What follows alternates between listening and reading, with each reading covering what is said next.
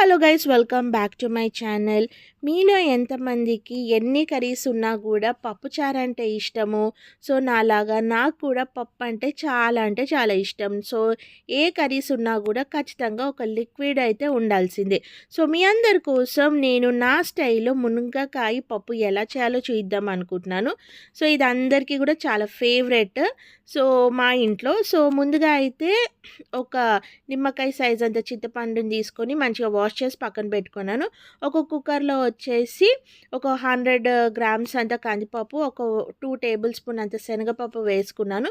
So దీన్ని కూడా మంచిగా 2 టైమ్స్ అయితే వాష్ చేసేసుకొని ఇందులో వచ్చేసి కొన్ని వాటర్ అనేది యాడ్ చేసుకొని మనకి పప్పు ఉడికేంత వరకు. సో 1 టేబుల్ స్పూన్ వచ్చేసి 1 టేబుల్ స్పూన్ అల్లం పేస్ట్, హాఫ్ టేబుల్ స్పూన్ పసుపు అండ్ 2 పచ్చిమిర్చి అండ్ ఒక టమాటో ఇట్లా కట్ చేసి వేసుకోవాలి. అండ్ అలాగే రుచికి తగ్గట్టు కారం అండ్ ఒక 1 టేబుల్ స్పూన్ అంతా ఆయిల్ ఎందుకు వేస్తామంటే పొంగకుండా వేసుకోవాలి. దీన్ని మూత పెట్టేసి మనము ఒక 4 to 5 విజిల్స్ వచ్చే వరకు వదిలేసుకోవాలి. సో ఇప్పుడు మునక్కాయలను తీసుకొని ఇట్లా వీడియో క్లిప్పింగ్లో చూపించిన విధంగా అయితే మనం కట్ చేయాలి. సో ఈ మునక్కాయలన్నీ కట్ చేసి పక్కన పెట్టుకునే లోపు మనకు పప్పు కూడా మంచిగా ఉడికిపోయింది. సో చూసారు కదండి పప్పు ఎంత మంచిగా స్మాష్గా అయిందో. సో ఇలా మునక్కాయలు అన్నీ కూడా కట్ చేసుకొని ఇలా కట్టెలాగా కట్టుకొని సో ఇదే పప్పులో వేసి నేను మళ్ళీ ఒక విజిల్ వచ్చేంత వరకు అయితే పెడుతున్నాను. సో ఎందుకు ఒక విజిల్ వచ్చే వరకు అంటే మనకు ఆ మునక్కాయలో నుంచి వచ్చే ఫ్లేవర్ అంతా కూడా మంచిగా పప్పులోకి అయితే దిగుతుందనమాట. సో ఇలా మునక్కాయలో ఒకటే విజిల్ పెట్టుకోండి. లేదు అంటే నార్మల్గా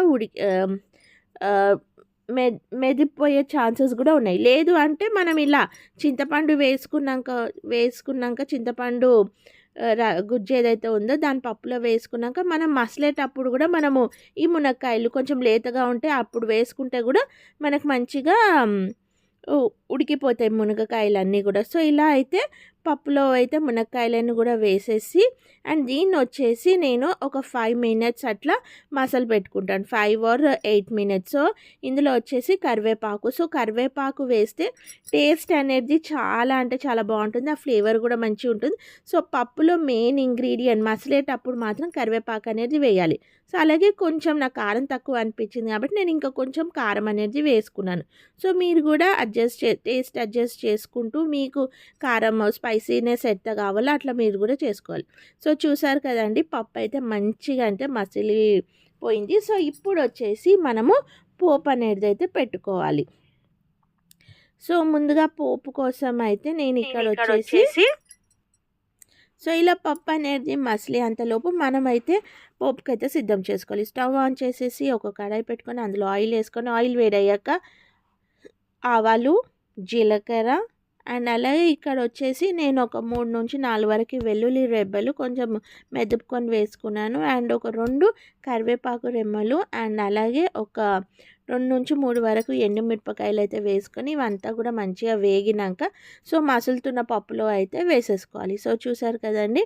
సో ఇలా అయితే మీరు అనుకోవచ్చు మాకు పప్పు చేయడం రాదా, ఏమే చెప్పాలా అని. సో నా స్టైల్లో ఏంటి అనేది నేను మీకైతే షేర్ చేశాను. సో ఒక్కొక్కరిది ఒక్కొక్క డిఫరెంట్ స్టైల్స్లో అయితే చేస్తుంటారు కదా. సో ఇదైతే మాత్రం చాలా ఈజీగా అయితే చేసుకోవచ్చు. లైక్ ఆఫీస్ గోయింగ్ వాళ్ళు కానీ ఎవరైనా కూడా సింపుల్గా అయిపోవాలి అనుకుంటే సో మీరు కూడా ఖచ్చితంగా ఇది ట్రై చేయండి. అండ్ మీకు కనుక నా వీడియో నచ్చితే please like, share and subscribe to my channel. Thank you for watching. Have a good day and stay tune for more updates.